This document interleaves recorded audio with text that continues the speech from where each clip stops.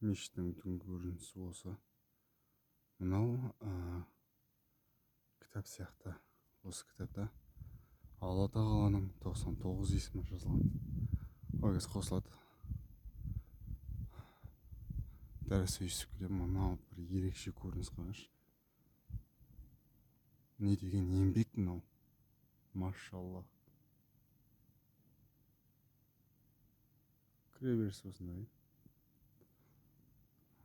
И біз мына осы жерде дайындаламыз Құранға. Сағат таңғы 5. Үстіп пригородтан осы жерден жая берем. 1000 теңгемді экономдап. Айына ол 35 теңге. И ол 35 теңгені бір пайдалы нәрсеге жұмсаймын. Бір жағынан жаяу келем. Күні бойы жаяу жүрмеймін де просто. Екінші жағынан ақша экономдаймын. Мына осы жерде дайындаламыз.